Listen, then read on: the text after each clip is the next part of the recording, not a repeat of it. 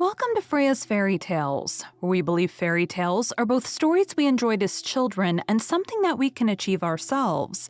Each week, we will talk to authors about their favorite fairy tales when they were kids and their adventure to holding their very own fairy tale in their hands.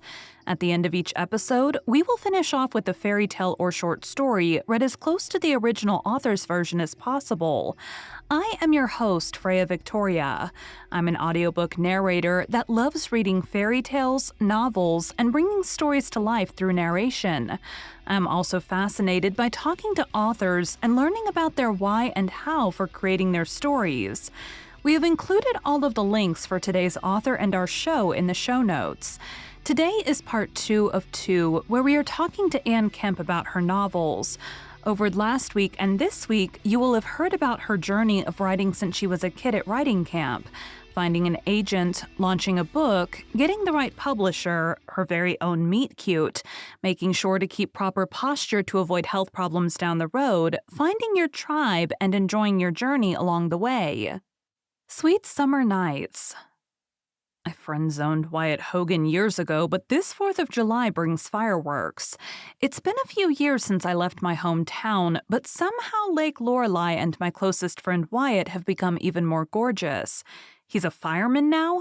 That's going to come in handy with all the sparks flying between us. Wait, it's Wyatt.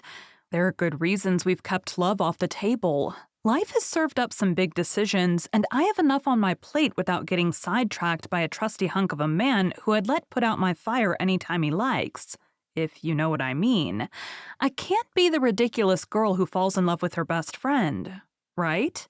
Sweet Summer Nights is a friends-to-lovers rom-com with laugh-out-loud moments, relatable characters, and a happily ever after you won't want to miss. Fall in love with Lake Lorelei and its residents and savor the swoony, sizzling chemistry with this closed-door romance. So, where do you, we talked a little bit about your books. How do you come up with the ideas for your books? Like, where does that come from?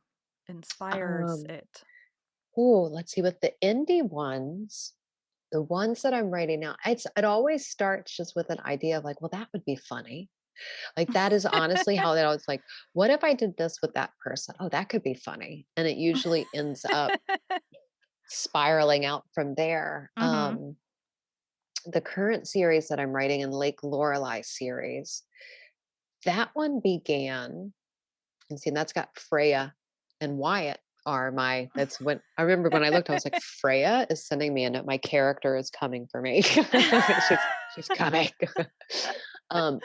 Excuse me. I needed a name, so I have another name that I narrate under that I had done, like, nonfiction and cleaner books, and then I landed a spicy romance, and I'm like at the time, I was contracted on, like, a Christian nonfiction, and I'm like, "Maybe they're not gonna like me doing spicy books too." So, Freya is the god of love in Norse mythology, so I came up with the name from that, and my sister actually came up with Victoria.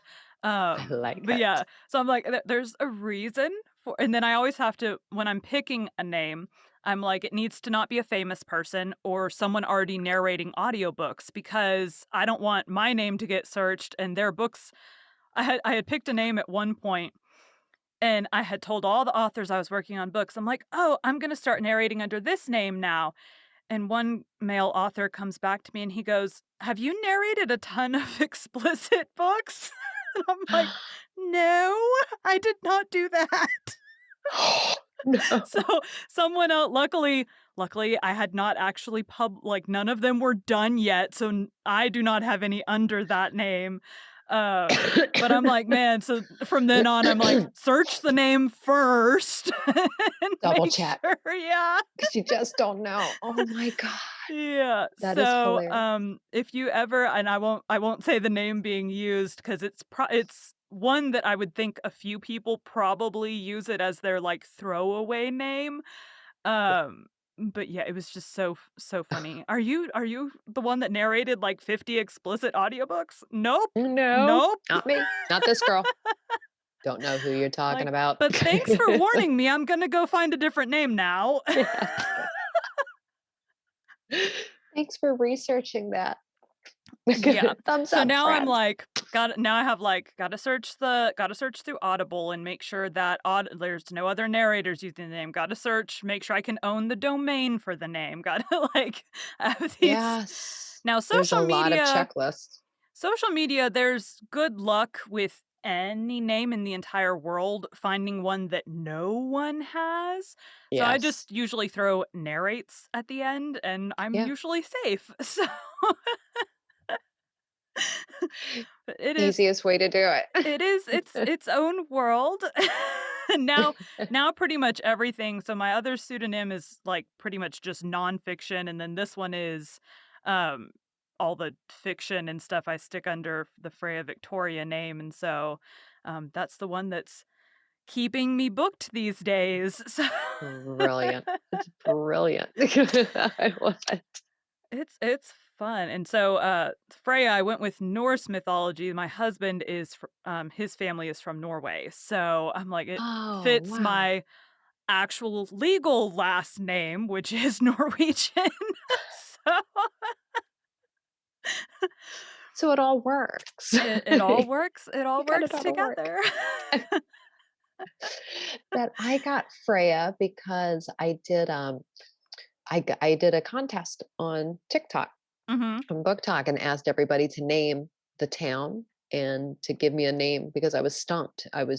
The original name was actually Harper, and I had mhm, just read a because I the series, the Abby series is chick lit, where the Lake Lorelei series is more sweet romantic comedy. So it's mhm, definitely more on the sweeter side, closed door. And I just read a book that was a sweet rom-com with the main MC was Harper. So I was like, mhm. "Oh, I don't wanna do that. Must I be feel one of like these I'm popular copying. names." Yeah, Yeah. exactly. And I was like, "Oh," so I put out a call and somebody suggested Freya, and I just remembered, like, it just landed just right. I'm like, "I love that. That's a fun name." So that's Book Talk helped me name Freya and also helped me name Lake Lorelei. Lorelei is the daughter of a woman that lives in Texas, and the town is named after her. Cool. Yes. So you put that out. Have you done that with other books, putting out character naming help? I've done, let's see, what did I do with the sweet spot? Because the sweet spot is one I didn't count that in my book. It's actually my eighth book because that'll be coming out soon. It's a part of a box set right now that I did with 11 other authors.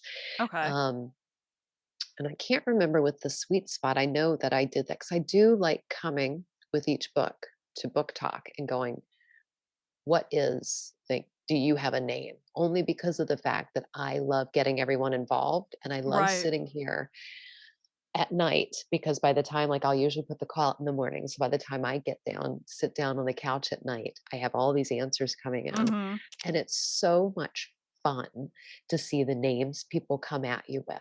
mhm. For the book that I'm writing, the next one in the series, When Sparks Fly, I am writing a cat in that one, and I just did it for the cat's name.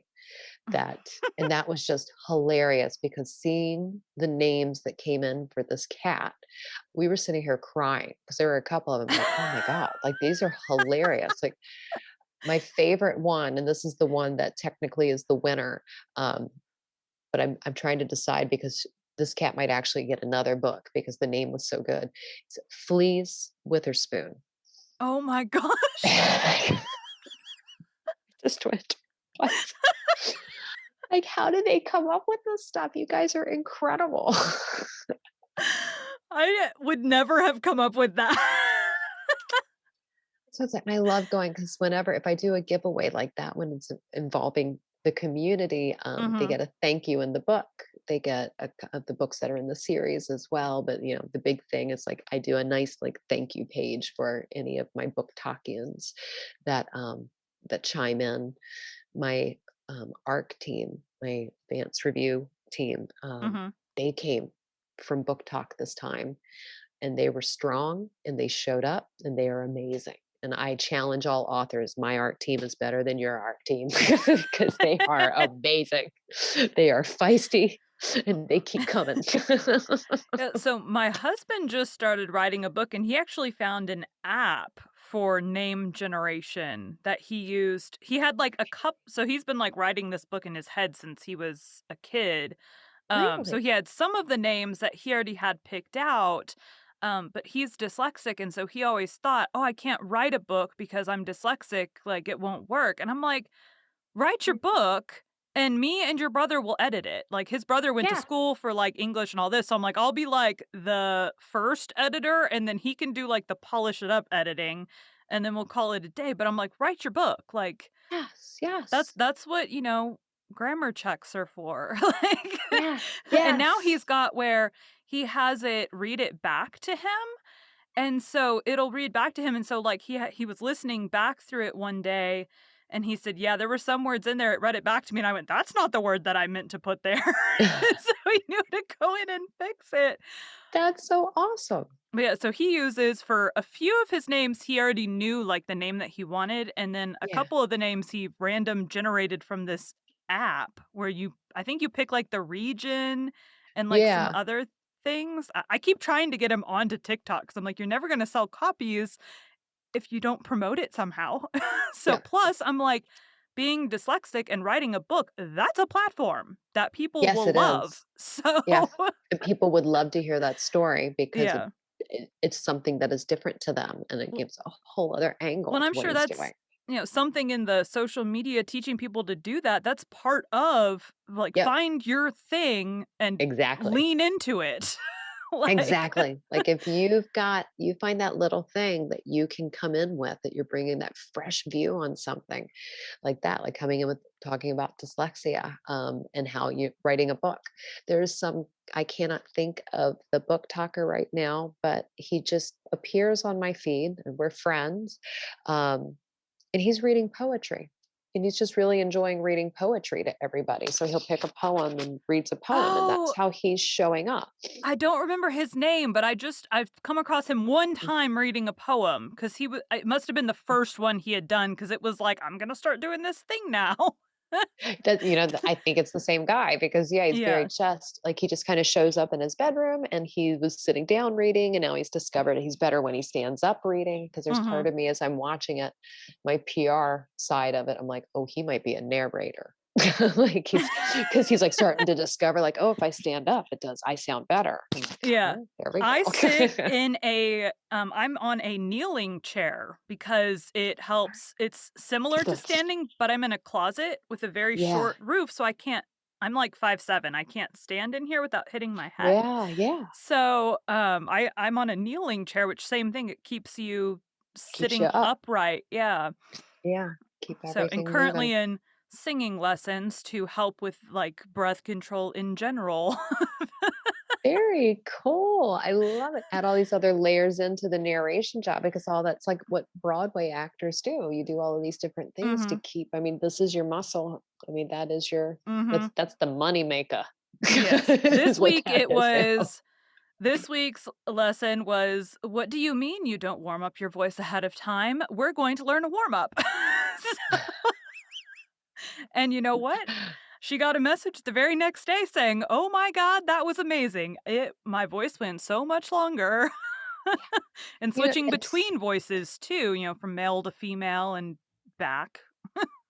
yeah, well, I mean, you have to warm it's just like with anything, you're working out a muscle. So you have to warm that up just like as for writers, we forget if you're going to sit down at that computer, if you're doing this and you want to make this a sustainable lifestyle for yourself and not just sit down and be frantic and writing all the words Right? and hunched over and feeling horrible, you need to I sit down and do have arm stretches that I do for my hands and my wrist and my Mhm, fingers and the way that I even structure my writing sessions. I do like today, I'll sit down for 3 hours and they're all Pomodoros. So I do the 25 minutes where I'm writing, 5 minutes off. And in that five mhm, minutes, I'll stand up, I stretch, I do my arms and make sure my wrists and everything are getting a workout and then sit back down for 25 minutes. And I do that mhm. for 3 hours. Like that's how I get my writing chunks done. Um, but you have to. I remember watching another author a year ago, yeah, at a writing convention I went to, and she was talking about mechanical keyboards and getting, a better chair and all these little things that I'm starting to do now, like come back and Mhm. reinvest into the office space because I'm Right. like looking at it going like you would with your booth. Like if I'm going to be doing this for a while and this is what I want to do, Mhm. All that time I invested, into my business a few years ago, I'm now investing it into the business of Anne Mhm. because I want to keep this as my instrument. I want to make Right. sure that like my neck and shoulders aren't aching and that I'm not hunching over and I don't know about you, but I know like, with sitting that way and doing the warm-ups, I'm wondering like if you've noticed in doing like all these extra things for your voice and the things you're doing for your career, you almost get energy from it as you then walk away to come into your personal world. You come out of Mhm. work and I'm not feeling as beat up as I would when I was hunched and not Right. taking care of my body, I guess, because Mhm. we have to. Yes. Well, and you just there's so many things in writing too, you you just don't think about, I mean, how many people have, wrist issues and stuff because so many of us have office jobs of some sort that you're, typing and sitting and all that, and you just don't think about it. Um, Uh, yeah, I also have to see a chiropractor from neck and spine Same. Yeah. issues, so Yeah. and that's Yeah. that's that's a whole crazy industry by itself. I mean, when you've got the right one, when he can look at your X-rays and go, "Did you fall on your tailbone about 10 years ago?" And you're like, "How the heck can you tell that from a picture?" But yeah, I did twice within like 6 Yes. months. That is when you know you have a good doctor. Yes, yeah, and I still see him because this'll be I'm about 2 years in at this point, and I'm like, "I'm gonna keep going because I have, still have issues, um, that, it's just from working, sitting down, and working at a Yeah. desk, and the way that I sit on my couch, like, you don't think how all these things No, you don't. affect you." No. It's W I just came out of a scary couple of years where it started with which part of my body did it start with? I think it was my hand. My hand started to have we thought it was carpal tunnel. Mhm, from the writing. And yeah, and I was thinking just from computer work, period. And I've always been one of those people that I traveled with my laptop, Mhm, pardon me, and would hunch. I'd sit on at the couch, or mhm, I could get in the chair and just hunch over. And it started with my hand. And as I was doing hand therapy, they realized I had a ganglion cyst. So they removed that because that was starting to pop up. And then something happened with my nerves in my hand. Then it started to travel up my arm. oh gosh. And then once we got that all sorted out, my shoulder tried to lock up about a year ago. Like all of these little things started happening to the right side of my body. And then I ended up a few months ago with problems happening in my hip and my sciatic. But it all led back to, as I talked to each therapist I was working with, it was how I had been holding myself for a few years at my desk. And Mm, that was just that thing. I'm like, this is my wake up call because I'm just now, like, again, it was probably like right when, because in New Zealand, we locked down where the rest of the world had mhm. a lockdown. New Zealand, we shut the gates. We told Yeah. everybody, you're not coming in. And we were actually sent to our houses and told, you go in your room, you come out when we tell you to. So it all stopped here. And I really Mhm. had time in 2020 to kind of look and assess all of that and go, okay, if Right. I'm going to be doing this and I want to make this a serious thing now because this is what I love, I'm going to Mhm. start building back into it. And so that's, yeah, I yoga every other day if I can. If I can't Mhm. do it, making sure I stretch, always doing some type of work with my hands and my Mhm. shoulders and arms because it's really important. Even just like sitting at the desk and making sure I roll my shoulders back and standing up. It's like I'm Yeah. paying so much more attention to that part of my life now. Mhm. Um, because yeah, that I was nervous because there was one point too with my hand, and I was in a brace for a long time, and I was still had clients that we were working with, and had just started writing again, and it was depressing because I couldn't sit down and actually like my pinky hurt for Mhm. me to be typing, and it was too painful to sit down, and I got scared because I was like, what if I've kind of what if I've waited too long? What if I've like now I've hurt my hand and I'm gonna have to figure some another way out, which of course, there's dragon and ways that you can speak Right. speak to text. But I'll be honest, I have tried doing when I was hurting, I was trying to do the speak to text. I was not having a very good time with it. It was I not have to going my way at all. I have to say my dad who passed in November, but prior to that, he had been blind for a few years, and so he would talk to text all of the text messages he would send us, but, like, 99% of them, you would read it, and it was like Mad Gab, the game. I don't know if you know. You would read it and Yes. you're like, "Don't pay attention to what the words are. What if you smear all this together, what does it What's the sound meaning? like?" Yeah. What's the meaning in here? What's I feel like happening? that's how, like, most talk to text things are. You're like, what does it mean? Like, what is it trying to say?" Like, where is this coming from? Yeah. What is the cipher? As Like, far as so I when I started narrating, I sat in like a kitchen chair, like a wooden kitchen chair, but I yeah. would lean to the side around my mic trying to read off my computer screen. And so then like after a Yes. couple weeks of that, I go into the chiropractor and he's like, "What on earth did you do to your lower back again?" And I'm like, "Oh." So then I started sitting on a beanbag chair so that I had to sit up straight, but then getting up and down hurt my knees. So Of so now course, we're in the yes. kneeling chair, which is a little awkward to get in and out of, but doesn't hurt any body parts. It's just awkward to get in and out of. So and this I've been in for, like, a month or so now, and I haven't had any issues. So, coming back to books, so what is some advice that you would give to either someone who is thinking about writing or someone who just started writing and thinking about, like, how they should go about their books? My first bit of advice would be find your tribe, find your Mhm. support people, find a couple of people that you really trust. I Mhm. have that. I think everybody needs that. 3 or 4 people around you, because where we were talking about, you get assaulted by the info on social media, and even if you Mhm. join a writing group, everyone means well and wants to give you Mhm. the information, but I think you find It's a couple overwhelming. people. It is, and it's a lot to sift through, and especially in the beginning, I think we take everything for gospel, and we're trying to show up and Mhm. do everything, and you'll find if you go to do that and you're not prepared, I think people can burn out very quickly, and again, like, I Mhm. come back to that, be sustainable. Do not do what I did. Like Do what I say, not what I do. very much. That's how all of my I'm prepping a book talk workshop that Allie or AK and I are going to be teaching in August, and we've just been laughing. So it's going to be a lot of okay, do what we say to do. Don't do how we Yeah. do as we're Yeah. saying.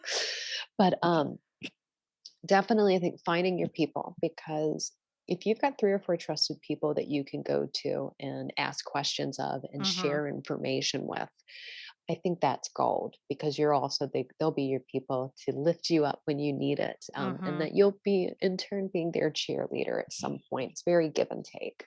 Mhm. Um, but I think if you're the big thing I tell people is to look into, if you're looking into romance, find a romance writing group, whether Mhm. it's a local chapter, something within your community that you can go to where they'll have resources. Mhm. That's a great place to start. Otherwise, there are a couple of people that I've met recently that I've just said, get on Book Talk and just start watching. Mhm. Look on Author Talk, see, like, put hashtags in for the genre you're writing in, see what you can find. Mhm. There's so many good resources that honestly, I think it depends on at this point. I'll ask somebody, do you know if you want to sell wide? Do you want to go on just KU?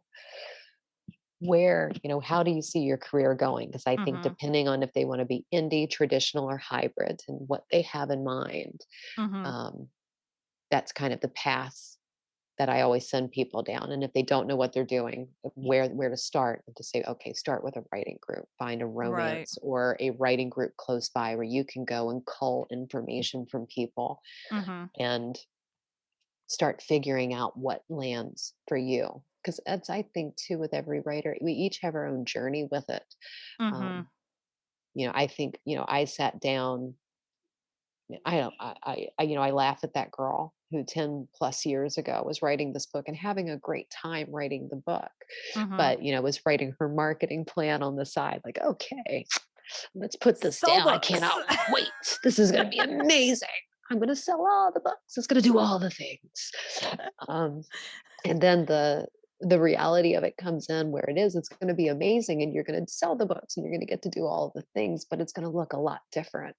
And I actually really like the path that I've taken because I wouldn't be here Mhm. if I hadn't have done this Right. path.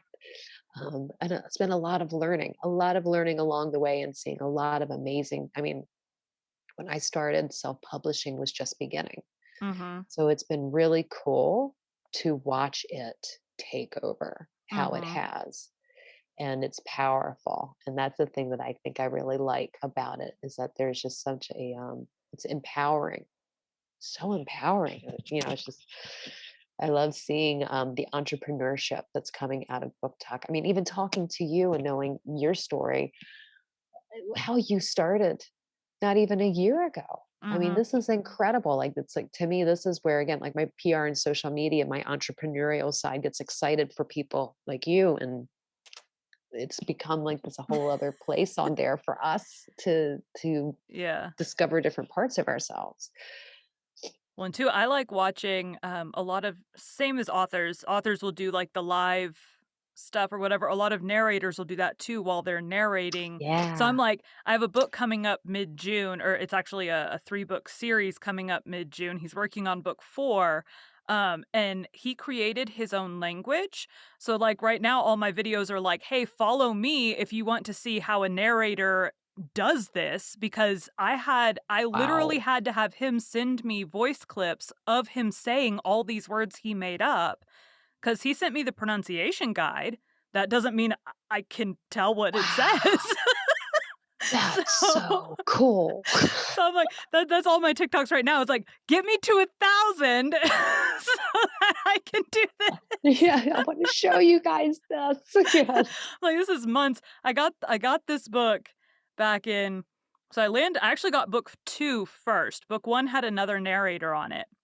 So I got his publisher hired me on book 2, and I'm like, "Oh my gosh, there's all these words that are, like, clearly he made them up." And so I'm, like, talking to the author, and I'm like, we're talking back and forth and whatever, and then the book 1 narrator just, like, she had health issues first and, like, all these other things that came up, and so I told the publisher, like, "Hey, if she drops out or if you decide to cancel because she's taking too long, I would love to do this whole series now that I'm putting all this work into learning all these words." Yes. So now I'm contracted on 3 books. He's got the 4th one in the works, and they're like, "We'll let you do Well, all of them because this is clearly a monster of a yeah. series." Which I would love to be able to do live because I've got his voice clips cut up into, like, each word is a file so I can go listen to it, and, like, it's insane. But, I mean, Wow. just being able to be on TikTok and watching and learning. I'm doing the singing coaching now. I'm very much I understand in theory you should do coaching first. I understand how that is helpful. I am very much let me find out what I'm doing wrong and then go to someone to fix that person. Um, Yeah, me so too, Freya. I'm like, I have like my day job that I still do. This is something I do on the side, but I'm like, at this point in my life, I'm like, I do this as something fun that I love to do. I feel like if I suddenly got to like working for big publishers and stuff, it would lose some of that fun. Mhm. And so I'm like, but other than like the issues so far that people have commented on are things that a singing coach can also fix, and those are local. I don't have to find one Yes. somewhere. So Yes. I'm like, we'll start with that and go from there. So we're working on, warm ups and things. And I probably won't go to her for very long. We're a couple weeks in at this point, but um and it's just one of those things I'm just like, the way that my mind works is find out what's going wrong and then go to someone to fix it. Yeah. Because you don't know what to fix. Now, if I Yeah. was trying to go full time, and it's the same if I was trying, like, I intend to self-publish, but if I was going to go to a publisher, I'm gonna talk to authors that have gone through publishers to find out and ideally help along that process. Same if I wanted to narrate for big publishers, I'm gonna find someone that knows how to go about getting hired in that Yes. process. Like, Exactly. You find I'm the person that can help you with yeah. the map instead of trying to draw the map yourself, and you just So don't so have it's one. it's the same that you're saying for books. Find the people that can help you along the way. Ideally, the people Yes. that's advice makes sense to you, Yes. And I feel because like too, like honestly, Facebook groups, I will say, are a great place for that because where with TikTok, we get really good snippets of information. mhm, I do feel like if you want to dive in a little deeper and take the conversation a little bit, extend the conversation out and mhm, engage a little more. Go find Facebook groups, and there are so many. I mentioned that Wide for the Win. Elena Johnson has one as well. Alessandra Torre has the Alessandra Torre Inkers, and all of these are pages you can go on, and you'll be able to search and find information from mhm, how to load your book, to marketing questions, to covers. You can find groups on Facebook for this now and find people that are specifically in your niche mhm, genre as well. So you're able, and that's why I was so pleased to find I was already in a chick lit group, but then when I found sweet rom-com writers had a Facebook group that I'm able to chime in on and find other rom-com authors too, so we can kind of help lift and support each other. It's really cool because that's also something like I love being able to support other authors. So it's nice to be mhm, able to find like minds that, we've recognized that we're a community and we've got to all just keep lifting each other up left and right mhm. because that's what it's about. Well, and it is even I mean, TikTok is such a supportive now there's the few outliers that like to, kick the Yes. wasp's nest and stir up trouble, but for the most part, everybody from the readers to the authors to the narrators to anyone that has anything to do with books is just a very, very supportive community. I keep the recent thing I keep seeing, there's one, I don't remember her name, person that keeps talking about, "If you wanna find the readers on TikTok, you need to do this," and I'm like and I saw someone else commented on her video saying, "So authors don't read now?" Like, Yeah, like that's what's always been like my like I'm like somebody said to like you it was in social media, it was before TikTok, but they were talking about, but if I post that, it's going out to authors. And I'm like, okay, I read. They're like, Yeah. what? I'm an author and I read books. I buy books. I go to the library for my books. I download my books. I read and I'm an author. Hi. And they're like, oh, I'm like, yeah, like we're awesome. Like it's amazing. Like we I forget. mean, how Like many authors probably none, any authors that don't read anything, 'cause I mean, if you're not reading stuff in your genre and you're not reading, like, you don't what are you doing? yeah, I mean, What are you if you've doing? never read a fantasy book and you're trying to write a fantasy, you don't know anything You about don't what you're doing. exactly. Like, and you can like you've got to be reading in your genre. Like that's I was because I write across several genres Mhm. and POVs, and sometimes I'm writing two different genres and two different POVs, which I'm finally starting to scale back that schedule because which thank God. Um, Usually I'm revising in third person while I'm writing in first. And right now I'm revising in third person and I put the first person stuff off until the revisions are done. So I'm like, that is just mind melting for me. And it really breaks me when I do that. And I end up with migraines and like not able to come up for air for weeks. So I'm like, oh God, what has happened? But but yeah, when you've got that, like I know for me, if I'm writing in third person right now, I won't pick up anything I've learned.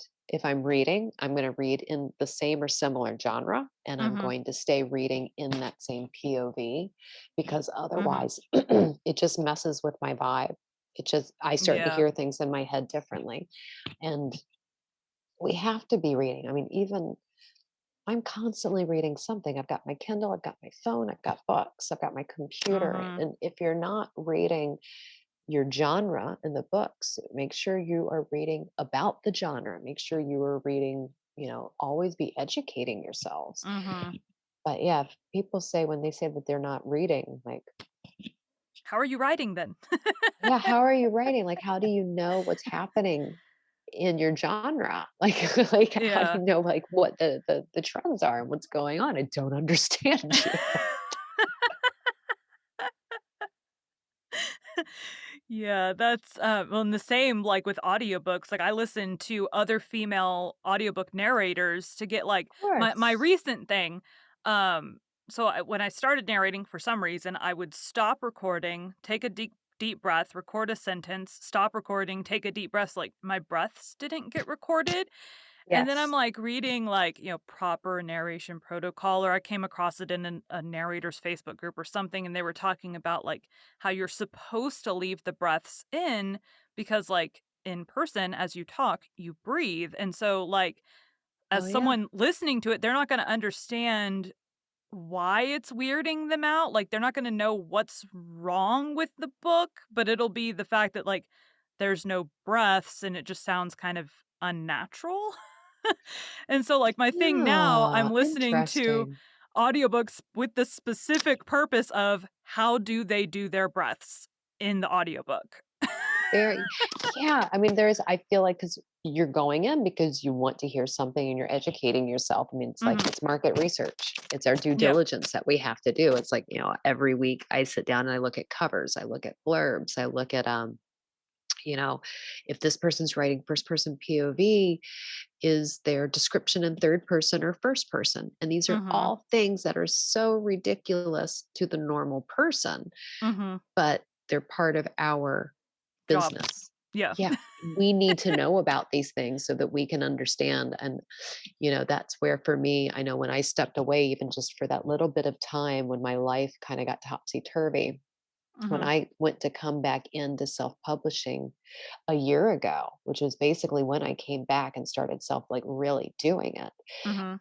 so much had changed. Like I had put Right. out two novellas during that time, but I hadn't really I was just kind of slapping them up and not doing Mhm. anything. And when Right. I came back with Lake Lorelei and I was redoing my covers and my blurbs and just getting my head back in the game, things had changed. They had changed Mhm. because things move swiftly in self-publishing Yes. and in social media and in marketing and with the way that we do things. For instance, like when Rum Punch Regrets came out for it being chick lit, illustrated covers were still being like, still had love in them, Mhm.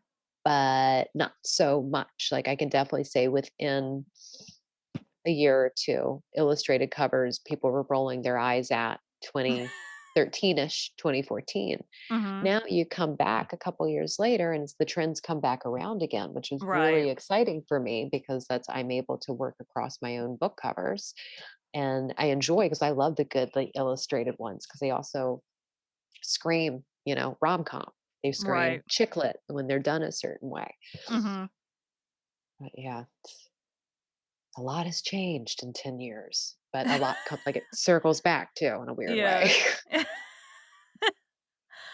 All right. Well, I think we are about done. We got a You've had quite the so you've been writing for about 10 years and you've had quite the amount of changes. I mean, 10 years is quite a It's a bit. So long what are time.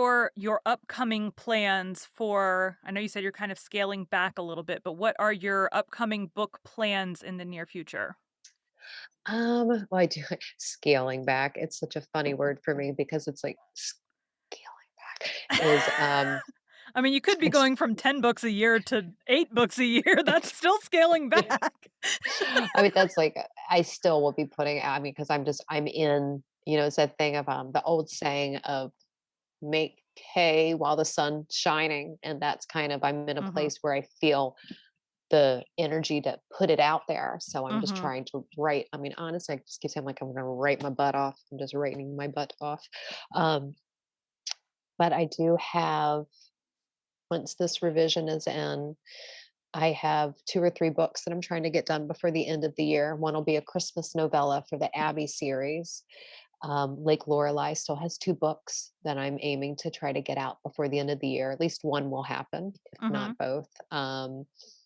And the Abby George series, I want to finish that one as well. Her last book will be coming out next year. So I have several books in the works to come out starting as soon as August, September of this year. They'll start trickling out.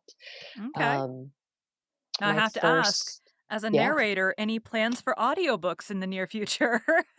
there will be. Yes, I've put a little note on my calendar. I think about November is when we're going to sit down to look at the narration and audiobooks. I was like, okay, let's put that one down so we can start talking about it at the holidays. Because I plan this year on taking off. Think I've done my schedule, so about mid-December I'll be able to stop, and I'm Mhm. going to try to take like 6 weeks off at that time, and at least try to just have fun and have a vacation. Right. Yeah, I We'll do. see. I typically take, like, Christmas week and that next week well, typically. Last year, while I was narrating, I took, like, the 2 weeks around Christmas off, but then I took longer off because I got COVID and I couldn't talk right. Oh, So, yes. this year, I'm like, because 'cause I'm a little more popular than I was last year."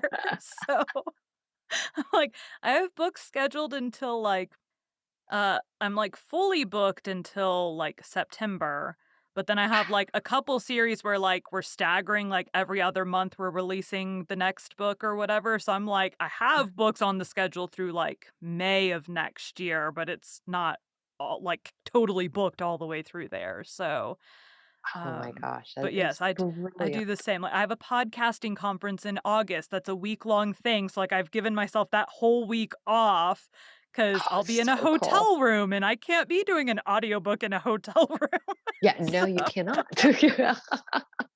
and now I don't know what podcast because I registered under one podcast name, and now I have this podcast, and I'm like, "I don't know." My name tag's gonna be like, "This name forward slash this name," 'cause A big question mark. Like, I don't know who I am today. well, then neither of them are my legal name, so I'm like, I registered under not my legal name, and then I, like, asked them, I'm like, "Is that okay?" Like, they're like, "Just bring your email confirmation because your ID will be your legal name." Oh So my god. Like, as long as you guys can figure it out, it's me. I just don't know which me yeah. you're getting. Yeah, you're getting me, and they're all, like, basically alternate, so, like, there's, like, the me, and then there's the, like, nicer, like, the public domain book nice podcast and the, like, nonfiction books, and then there's, like, the dirty, spicy romance book me.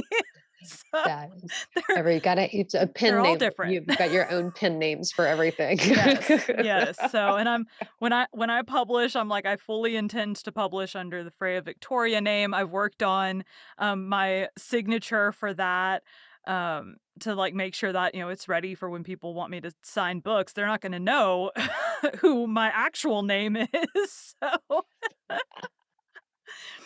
Like, "Who is this? I don't who is know." this person that signed my book? Like, you got a collector's edition, okay? Yeah. All right. Well, thank you so much for talking to me today. So, have a good rest of your day and enjoy the Thank time with you. your family. And we're, Thank you. thank you so much. Thank you so much, Freya. You have a great day. You too. Bye. Anne's favorite story getting older was Snow White. Snow White is a 19th century German fairy tale that is today known widely across the Western world. The Brothers Grimm published it in 1812 in the first edition of their collection, Grimm's Fairy Tales, and numbered as Tale 53. The original German title was Sneewittchen, a Low German form, but the first version gave the High German translation Sneeweiken, and the tale has become known in German by the mixed form Sneewittchen. The Grimms completed their final revision of the story in 1854. The tale features such elements as the magic mirror, the poisoned apple, the glass coffin, and the characters of the evil queen and the seven dwarfs. The seven dwarfs were first given individual names in the 1912 Broadway play Snow White and the Seven Dwarfs, and then given different names in Walt Disney's 1937 film Snow White and the Seven Dwarfs.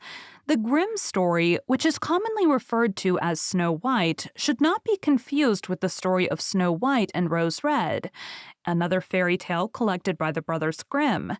In the Arne Thompson folklore classification, tales of this kind are grouped together as Type 709, Snow White. Others of this kind include Bella Venezia, Myrcenia, Novri Hedig, Gold Tree and Silver Tree, The Young Slave, and La Petite Toute Belle. Today we'll be reading Bella Venezia by Italo Calvino. Don't forget, we are also continuing the original story of Beauty and the Beast on our Patreon. Bella Venezia. A mother and a daughter kept an elegant inn where kings and princes passing through town would stop. The innkeeper's name was Bella Venezia, and while travelers sat at the table, she would strike up a conversation. "What town do you come from?" "From Milan." "Do you ever see any women in Milan lovelier than I am?" "No, I've never seen a soul lovelier than you." When it came time to settle the accounts, Bella Venezia would say, "Normally that would be 10 crowns, but you need to give me only 5. For she charged anyone only half price when he told her he'd never seen a lovelier woman than herself. "Where are you from?" "Turin." "And is there anyone in Turin lovelier than I am?" "No, a woman lovelier than you I have never seen."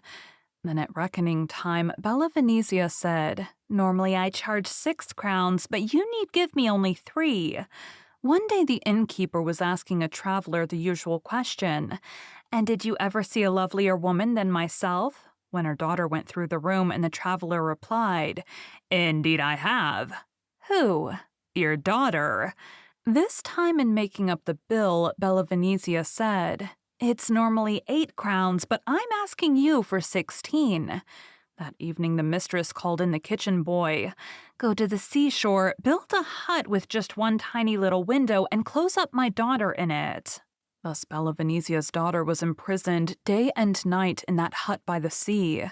She heard the breaking of the waves, but was able to see no one other than the kitchen boy who came to her daily with bread and water. But in spite of being shut up there, the maiden grew lovelier by the day. A stranger riding along the beach on horseback saw that hut all boarded up and drew closer. He peeped through the tiny window and made out in the dimness the most beautiful maidenly face he had ever laid eyes on. A bit frightened, he spurred his horse and galloped off. That night he stopped at Bella Venezia's inn. "What town are you from?" asked the innkeeper. "Rome." "Did you ever see anyone lovelier than myself?" "I certainly have," replied the stranger. "Where?" "Closed up in a hut by the sea." "Here's your bill. It's only 10 crowns, but I want 30 from you." In the evening, Bella Venezia asked the kitchen boy, "Listen, would you like to marry me?" The kitchen boy couldn't believe his ears. "If you want to marry me," continued Bella Venezia, "you must take my daughter into the woods and kill her. Bring me back her eyes and a bottle of her blood, and I'll marry you." The kitchen boy was eager to marry the mistress, but he didn't have the heart to kill her daughter, who was all beauty and goodness. So he took the girl to the woods and left her. To get eyes and blood to carry back to Bella Venezia, he killed a lamb, which is innocent blood, and the mistress married him. Alone in the woods, the girl screamed and cried, but no one heard her.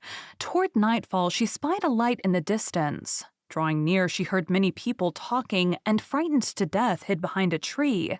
It was a rocky, desolate place, and 12 robbers had come to a halt before a white boulder. One of them said, "Open up, desert!" And the boulder swung outward like a door. The inside was all lit up like a large palace. The 12 robbers went in, and the last one said, "Close up, desert!" And the boulder swung too. The girl hidden behind the tree bided her time. In a little while, the voice inside said, "Open up, desert!" The door opened, and out filed the 12 robbers, the 12th ordering, "Close up, desert." Once the robbers were out of sight, the girl went to the white boulder and said, "Open up, desert." And the door swung open for her. She stepped into the lighted interior and commanded, "Close up, desert."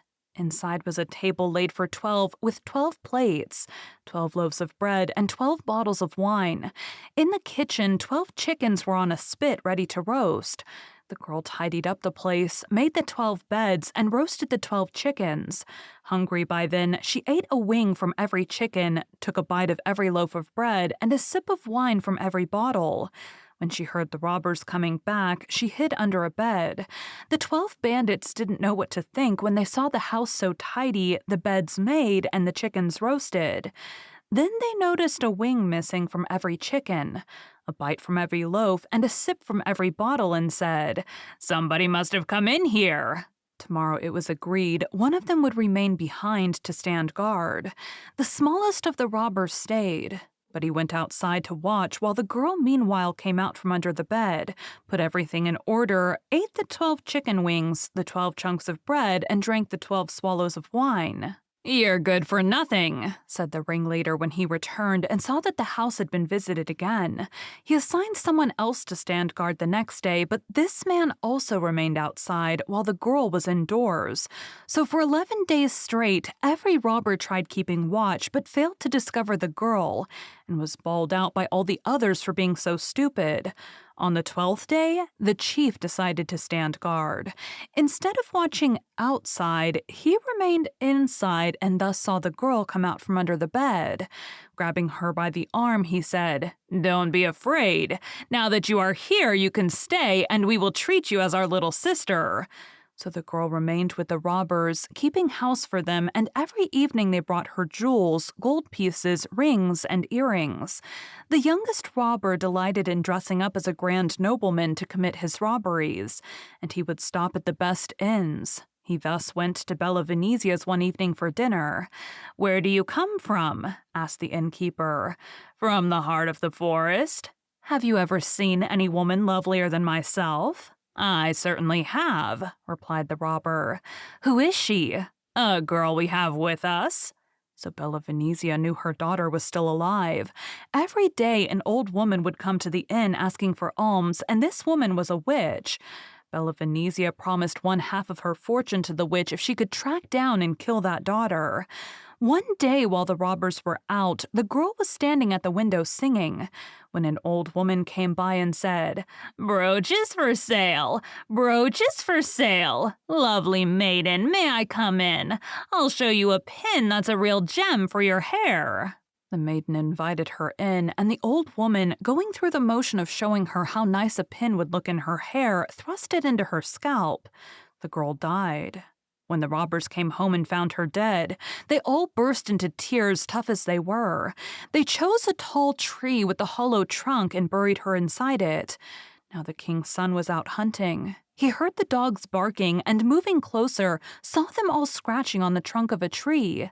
The king's son looked inside and found a very beautiful maiden who was dead. "If you are alive, I would marry you," he said. "Even though you are dead, I can't tear myself away from you." He sounded his hunting horn, assembled his hunters, and had her taken to the royal palace. Without his mother, the queen's knowledge, he had the beautiful maiden put in one of the rooms and would stay there the whole day admiring her. Suspicious, the mother burst into the room.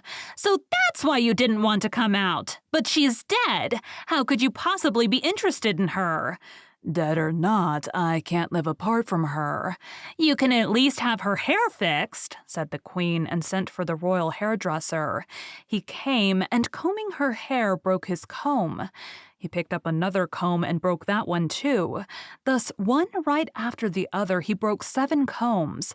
"What on earth does this girl have in her head?" asked the royal hairdresser. "I shall take a look."